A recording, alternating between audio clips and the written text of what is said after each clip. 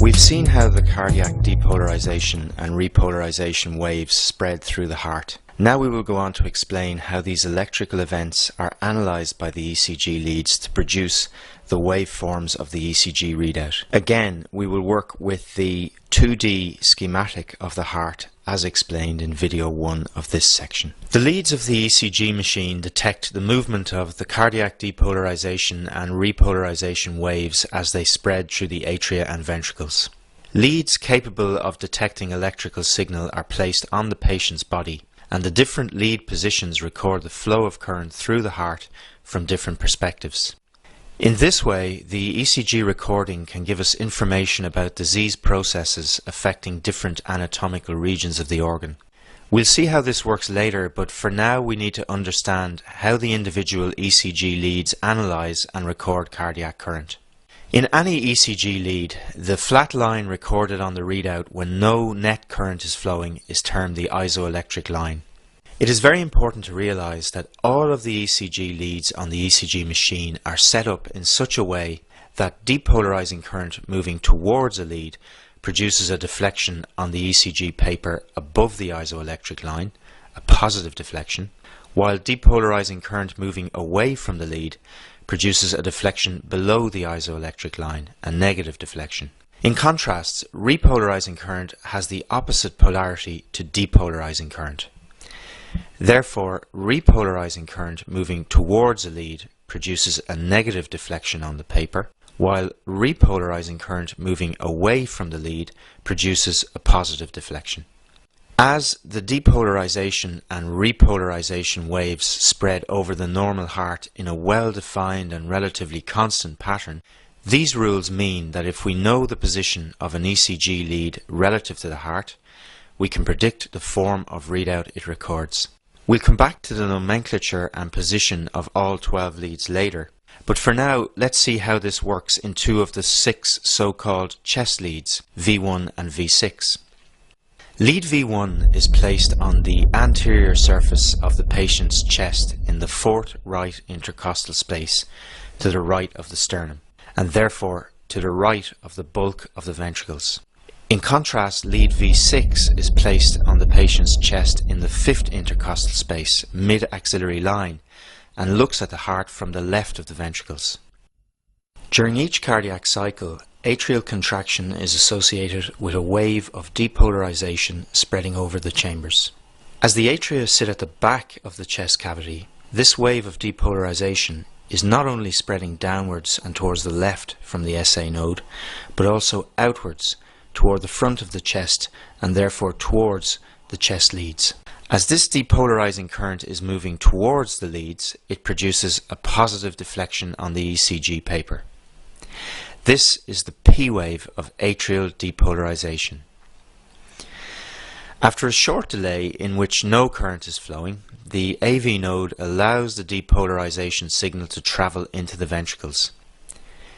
As we've seen, the mid-zone of the interventricular septum is the first piece of ventricular muscle to depolarize, and it does so by signals spreading across the septum from the left towards the right bundle branch.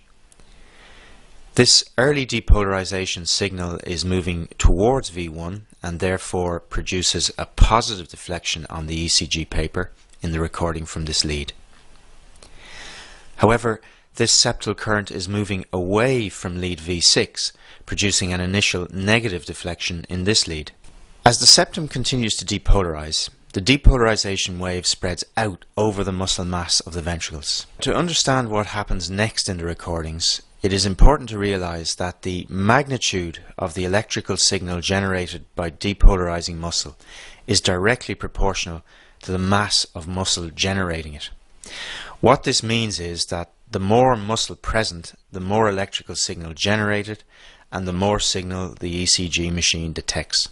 The left ventricle has a much greater muscle mass than the right, and so dominates the electrical signal of ventricular depolarization in all leads. Therefore, as the wave of electrical activity reaches the main muscle mass of the ventricles, the left ventricular signal overwhelms all other signals, and as it is moving away from V1, the deflection produced on the ECG recording from this lead becomes negative. In contrast, however, this signal is moving towards lead V6, producing a strong positive deflection. The flow of depolarizing current around the ventricles is recorded as the QRS complex, and as we've just seen, the morphology of the QRS complex differs predictably in the ECG leads depending on their position relative to the heart. We'll come back to the precise nomenclature of the QRS complex later. When ventricular depolarization is complete, there is a brief period when no current is flowing and the recording returns to the isoelectric line. This period ends with the onset of ventricular repolarization. Remember, repolarizing current has the opposite polarity to the depolarization wave, and therefore when it is moving towards a lead, it produces a negative deflection on the ECG paper and a positive deflection when moving away from a lead. We've already seen that repolarization spreads through the ventricles in the opposite direction to the depolarization wave, beginning in the epicardium and spreading from the epicardial to the endocardial surface of the ventricles. The deflection produced on an ECG by ventricular repolarization is again dominated by the signal from the left ventricle. As this repolarizing current is moving towards V1, the deflection produced is negative in this lead. In contrast, this repolarizing signal is moving away from lead V6, producing a positive deflection. The deflection produced by ventricular repolarization is termed a T wave. Note that the T wave has a very different morphology to the QRS complex. Cardiac repolarization spreads relatively slowly through the muscle mass outside the conducting system. Hence, the T wave is considerably longer in duration and therefore broader on the ECG paper compared to the QRS complex. You should also realize at this point that the fact that repolarizing current moves through the ventricles in the opposite direction to the depolarization wave means that in leads with an overall negative QRS complex, that is, the negative deflection is larger than the positive deflection, the T wave also tends to be negative, lying below the isoelectric line. While in leads with an overall positive QRS complex, the T waves are also positive, lying above the isoelectric line. To use the jargon, in non-diseased hearts, the QRS complexes and T waves tend to be concordant. There are important exceptions to this rule which we will deal with shortly.